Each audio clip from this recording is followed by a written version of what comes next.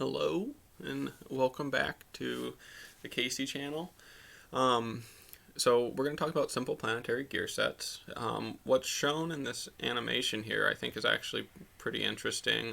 This is an eCVT, so the transmission that's inside of a hybrid electric vehicle. Inside of an eCVT there is one simple planetary gear set that gives us all of the gear ratios for forward and reverse, and they call it a CVT because it's continuously variable, because we've got an engine, we've got a generator, and we've got a traction motor, and we can drive the different members of the planetary at different speeds and get different outputs because of that. Because if we drive two members of our planetary at the same time but at different speeds, there's some variation. And I have a video on the YouTube channel that is like an old military video where they're talking about tanks a whole bunch, and I really recommend you look at it because they do a pretty nice job illustrating power flow and compound gear sets and how all this stuff works together to make a transmission work. And in that, at the very end, they show what happens if you do just that, drive two members of a planetary at different speeds. And I think it's pretty interesting, and that's how hybrid electric vehicles get their forward gear ratios. So have after that. Simple planetary gear set, this is where we left off on our gears lecture.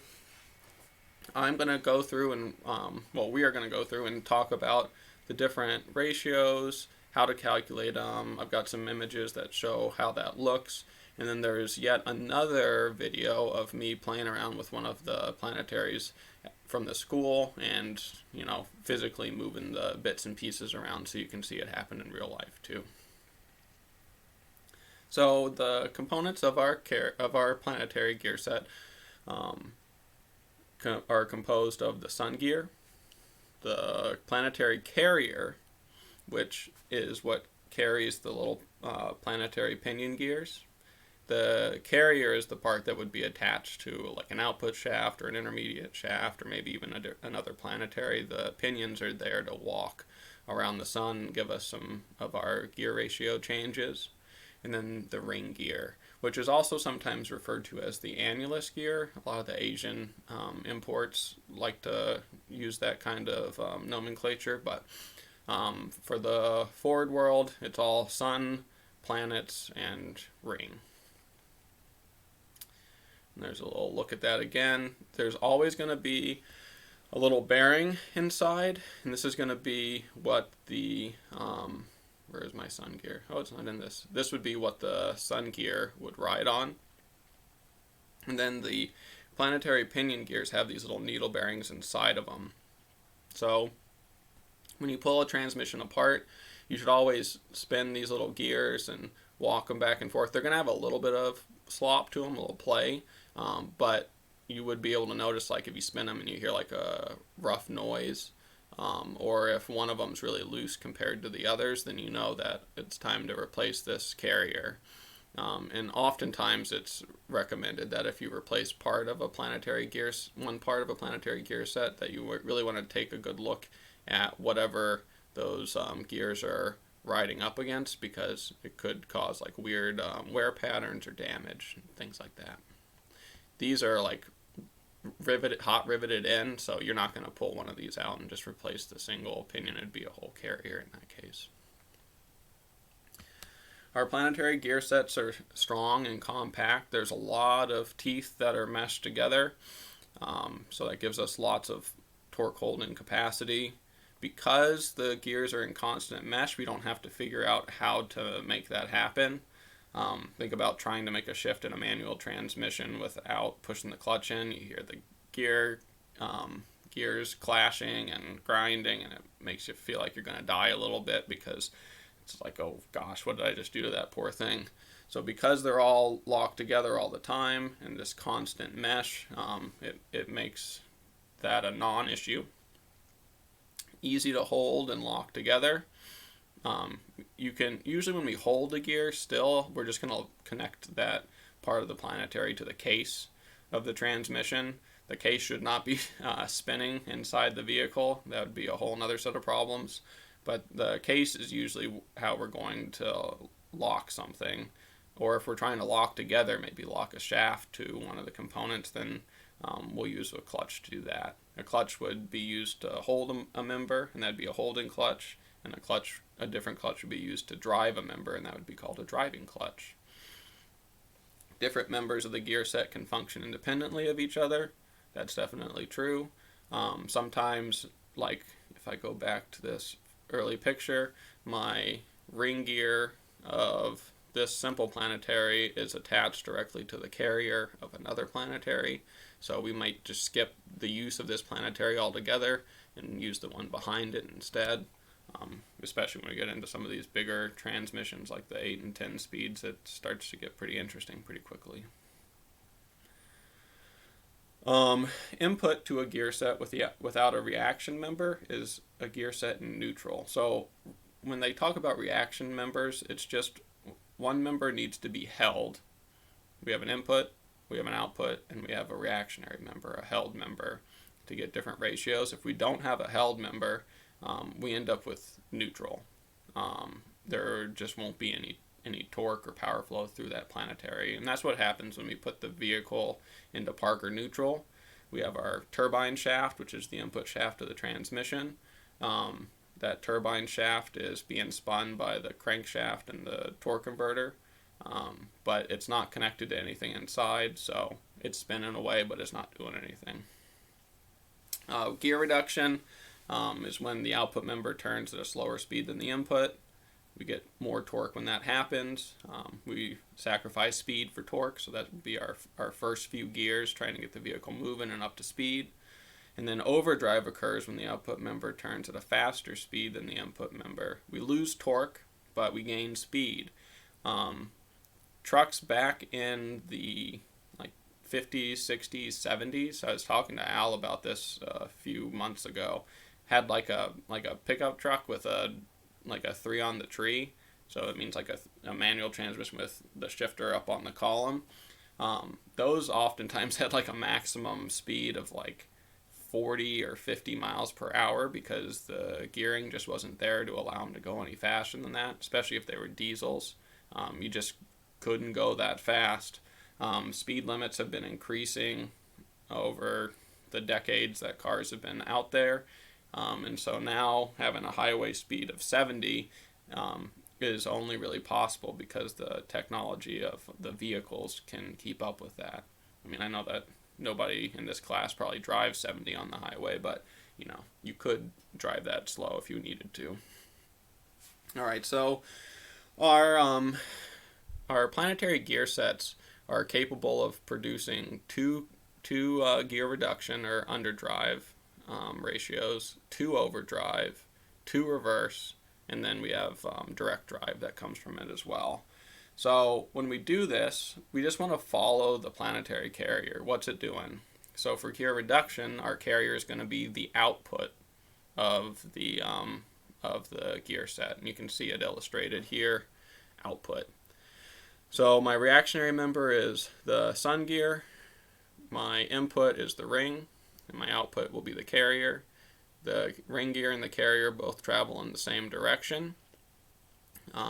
And I would have my carrier spinning slower than my ring gear since this is gear reduction. 18 teeth on this sun gear, I counted, 42 teeth on the ring gear, and then so the way that we come up with our gear ratio for this, you add up the sun gear and the ring gear teeth, 60, and then you divide by the number of the driving member, which was the ring gear, so that's that 42, and we come up with a 1.429 to 1 ratio. So this is still an underdrive ratio, but we're getting pretty close to direct drive. This would be like a third or fourth speed, depending on the transmission, because right now we're dealing with everything from 6-speed transmissions all the way up to 10-speed. And it wasn't that long ago that we had 4-speed transmissions and a bunch of stuff, and then 5-speed, so I'm sure some of that's still coming in. Transit Connects had 4-speed transmissions in them, so I'm sure those things are still around, and they definitely had transmission issues. So here's a little image to let you kind of see how everything is working together. So that sun gear is held. And you see how the blue of that ring gear is traveling faster than my carrier, and that's what's making those planetary gears walk around the sun. Gear reduction method 2, so this time I'm going to hold my ring gear, I'm going to drive with my sun gear. Again, the carrier is the output, because as long as the carrier is the output, I'm going to have an underdrive condition.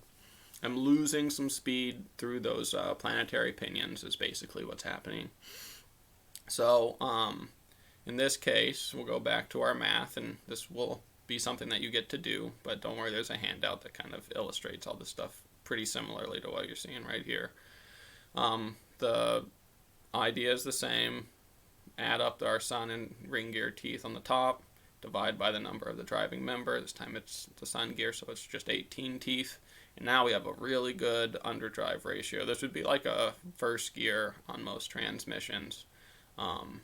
So definitely we'd have higher revs from the engine. The transmission's just trying to get the vehicle going from a stop, so we use all the torque we can possibly get. Now for overdrive, the carrier gets to be the input. Basically, we're doing the opposite of what we were doing with underdrive, right? The carrier was always the output for underdrive. Now the carrier is going to be the input, and those planetary pinions walking are going to actually catch up and add some speed to the whole equation. We'll lose torque, but we gain speed, and that makes it nice for highway speeds for sure. So for this first one, I'm going to hold my ring gear this time, and I'm going to drive my sun gear, or drive my carrier, and my driven gear will be the sun gear. And the math for overdrive on planetaries is almost the same thing, but if you've noticed, we just flipped this fraction on its head. So we'll go back. Look, there is our gear reduction. Driving member on the bottom, right? And now driven member on the top, because we can't calculate a ratio from the planetary carrier with all those pinions. It's like an idler gear. It's not really part of the equation. So this time I've got our first overdrive ratio 0.3 to 1. That's definitely overdrive. So that would be like on a 6-speed transmission, that'd be 5th or 6th gear for sure. In an overdrive state, we're up to speed. We're going 65, 70 on the highway. We don't need that much torque. If I need to go up a hill or need to pass somebody, my transmission is going to downshift to give me that torque, and I'm just going to burn a little bit more fuel with the higher engine revs. Gear reduction 2. So again, my carrier is the input. This time I'm going to hold the sun gear, and that ring gear will be my output. And you can see a 0.7 to 1. So this would not be as much of an overdrive. We're getting closer to 1 to 1. So less overdrive in that situation. Lots of overdrive, right? I just have to spin about a third of a rotation to get one output rotation. This one I have to spin almost a full one, 7/10 of a rotation to get one output rotation. Let's see what that looks like. So my carrier is the input. You see how my sun gear is being nice and still, and you can see how those sun gears walking around, or the planetary gears walking around the sun, are adding to the speed of my output, my ring gear. And on many, especially longitudinal transmissions for like rear-wheel drive setups, a ring gear is usually somewhere at the bottom of that transmission, the very back end of it, and that's oftentimes attached to a tail shaft or an output shaft or whatever they want to call it, depending on who built that transmission. Reverse rotation. So to get reverse, I'm just going to hold my planetary carrier still. And you remember back to the gear lecture, an internal gear set being driven by an external gear set, they'll both travel in the same direction. And so this time my idler is going to reverse the rotation for me. So this is where we get our reverse from. To do this math, it's because we just have an idler gear in there, it's just like regular gear ratios, driven over drive.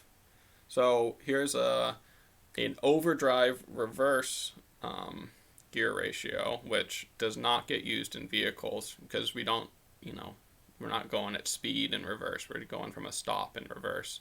So usually what we'll see is something more like this. So this time my ring gear is the output and the sun gear is the input instead of vice versa.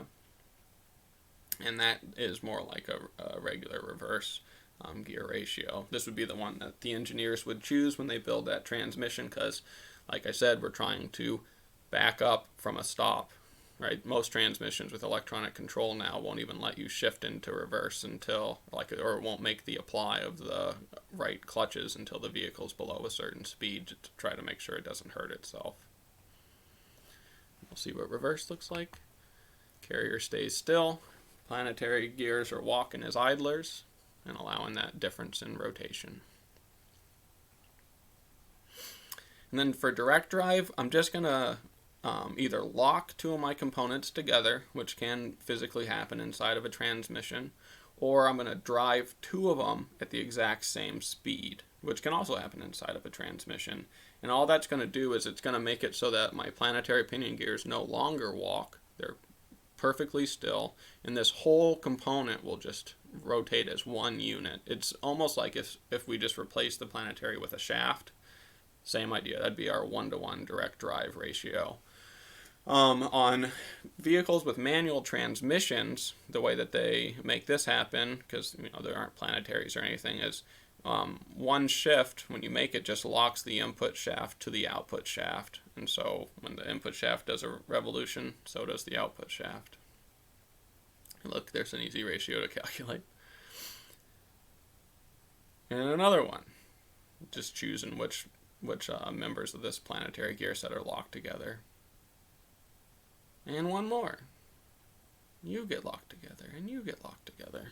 And an image of what that would look like. You see how my planetary pinions are not revolving around the sun. The whole unit spins in unison. Direct drive. Here's a handy chart that is also in the handout that I have provided you. And this really, I think, does a good job of illustrating how all we have to do is just pay attention to what the carrier is doing to figure out what state the planetary is in. Is it an output? Then we have gear reduction. Is it an input? Then we have overdrive. Is it held? Then we got reverse. And then direct drive, well, that's just, I have two inputs that are at the same speed, or two components that are locked together. And these are just those same rules written out. And that is the end of this slideshow. All right, if you haven't seen it yet, go take a look at the video I took of the planetary gear set on the benchtop.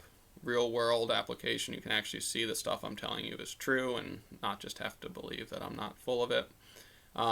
So I hope you do that, and I hope things are going well at work for you. I've gotten I got a call and an email with some transmission work being done by a couple of your classmates, so pretty pleased to see that. So we don't know where this world's bringing us, so I'd get cracking on stuff as soon as you're able to. All right, well, be well, and I will see you next time.